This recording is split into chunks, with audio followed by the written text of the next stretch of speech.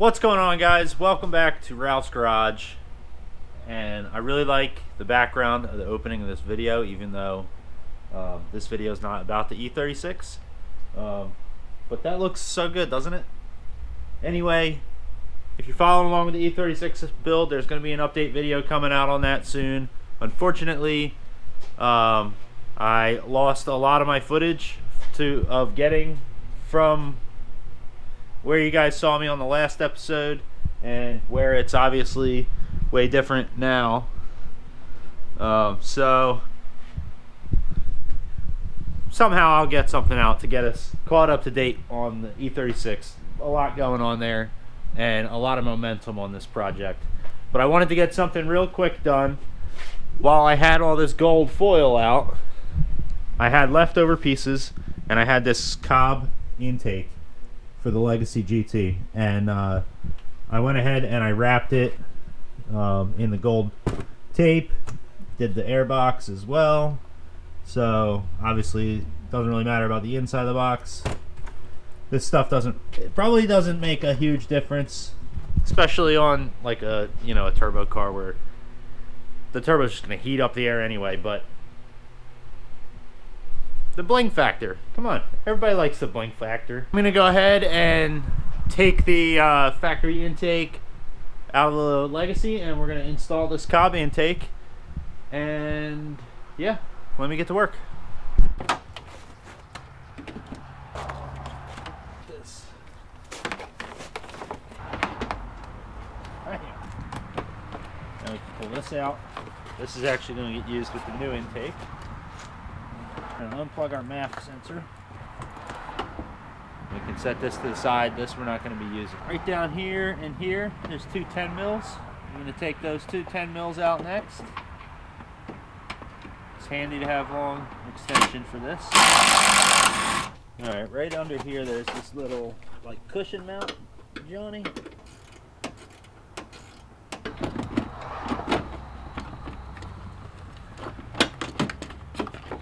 Top half. Here's the filter. Thanks for installing this K&N filter years ago, Jay. I appreciate it. There's the bottom half. Look how big that is. Alright. Okay, now I can start fitting the new intake. Let me show you here. I'm going to take this bolt out right here. And that's going to hold this hole on the heat shield. It's going to hold it in place.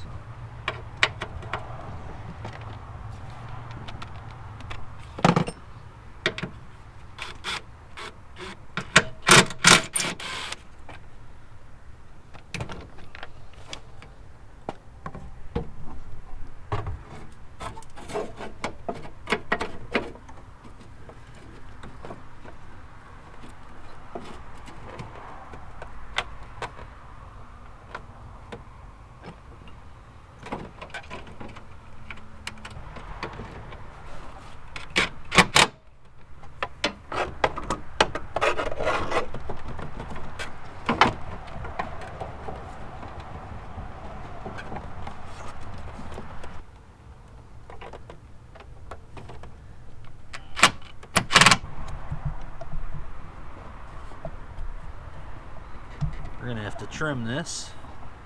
Right, I got a little bit trimmed off of it. Let's see if it'll fit now. I'm using a set of trauma shears. If you don't have these around your garage, get them. They're handy. Pretty much cut anything with those. I think I'm gonna take a little bit off the other side as well. Here we go. Let's see.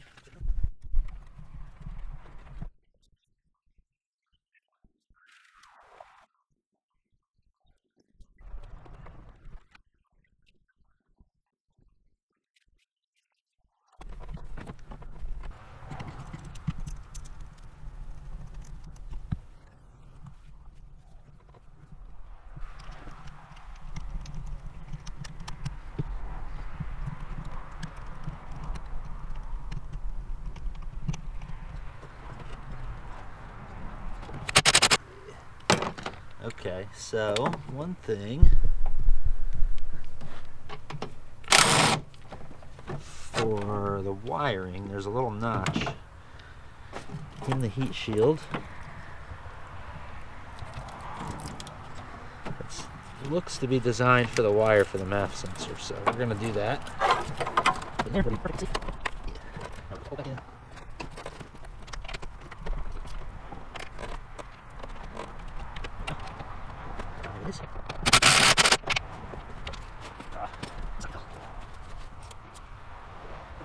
Okay, now we just plug the MAF here.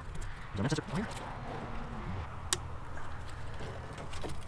Bang, bang, boom. We can put this other hose clamp on as well.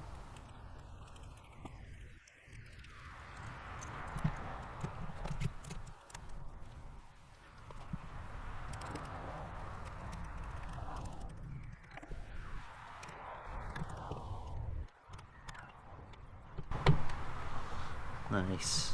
Okay, I'm actually going to put here before, but that just comes in and out, so I'm going to put a clamp on that side.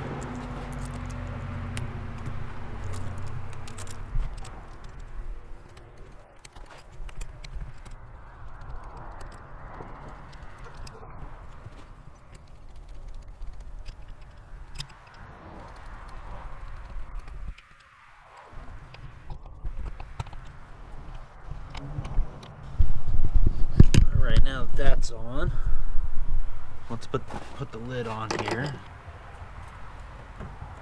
I did this with scraps, so take it easy on me here.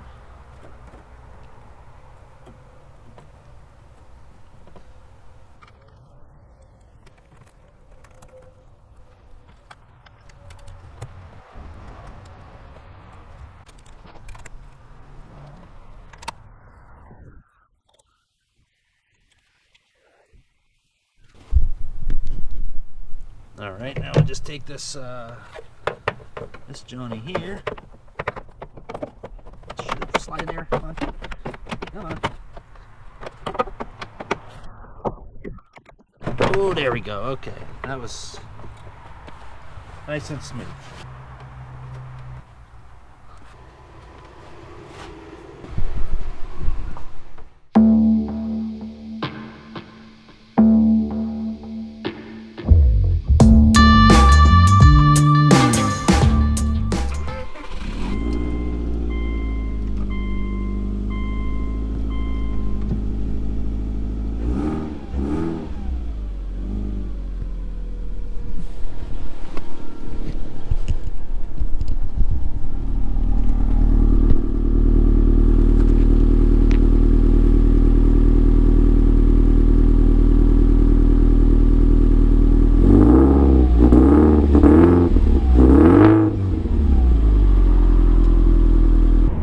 Listen to the intake.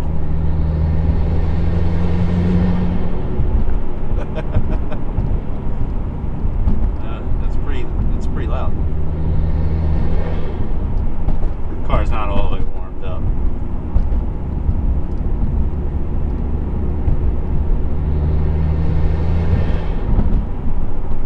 That's fun. That's very fun.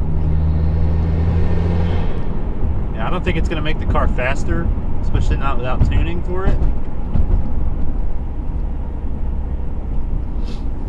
And I am gonna log it. Probably log it tomorrow, just to make sure that I'm not having any problems.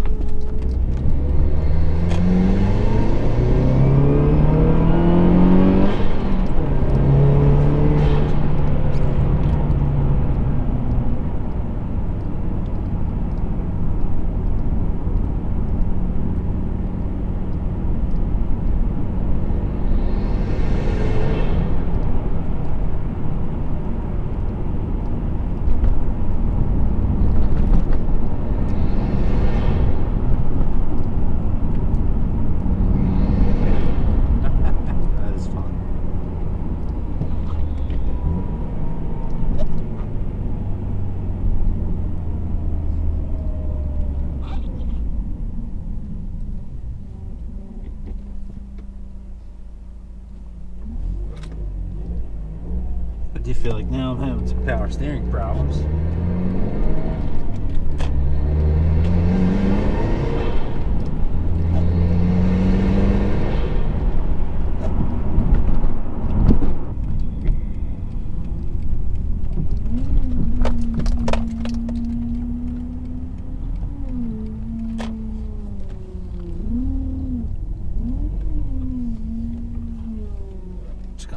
take a look at something real quick here.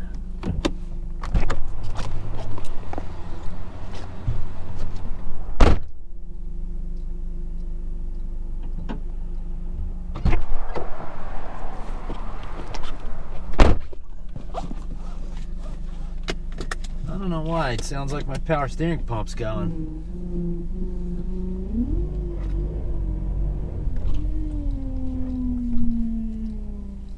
So we'll have to come back to that.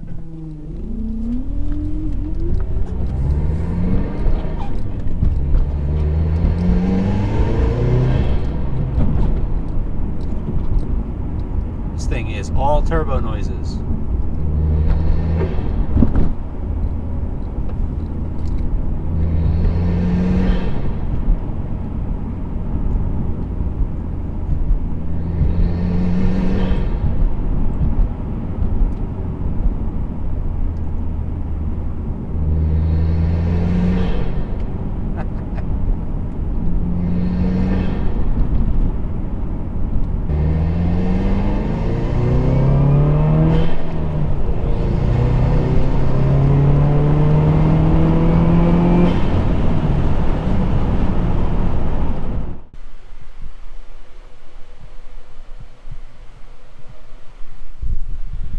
Probably wondering why I took this all apart, and the reason is like you guys could hear, I think in that last clip, I was having power steering issues and ended up replacing the pump. The pump was whining, there was fluid leaking out of it. Put a new pump on, wasn't leaking fluid, wasn't whining, but I also didn't have power steering. So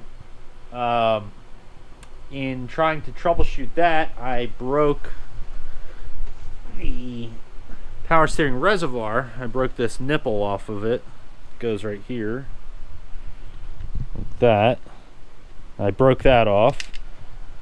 So I had to get a new one of those, and that took a day or so. I got this from the Subaru dealer. I probably could have got it online, but it was the same price at the dealer than I could find it online for new, at least. I could have got a used one, but I just wanted to put a new one in. So I got this to go in there. The power steering issue aside, the intake was done. Unfortunately, I had to take it out immediately to fix the power steering. So hopefully I can get this straightened out. I think my problem was a bad O-ring on the upper line here. When I took that line back off, the O-ring was pinched, so hopefully, yeah, this is the O-ring, and this is common on these Subarus. This upper line has this O-ring, and it's really a poor fitment on the O-ring from the factory. It's pretty hard to get it in there without nicking it like that. And I have a fair amount of experience with O-rings, and I still nicked it.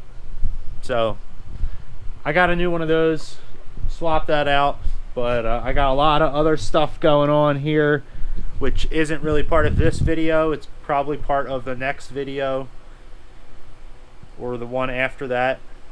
And if you're observant, you can see it. Okay guys, well that'll be it for now. I have a lot more going on with the Legacy that you're going to find out in the next video. For now, I'm just going to call end of the intake video. We'll pretend like the intake is currently installed.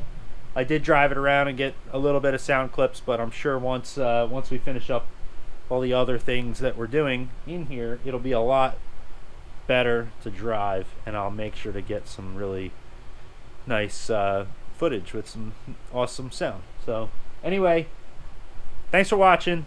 Make sure that you're subscribed. I see on the analytics a lot of you are not subscribed, and it's like 98%. So if you're one of the 98%, hit subscribe.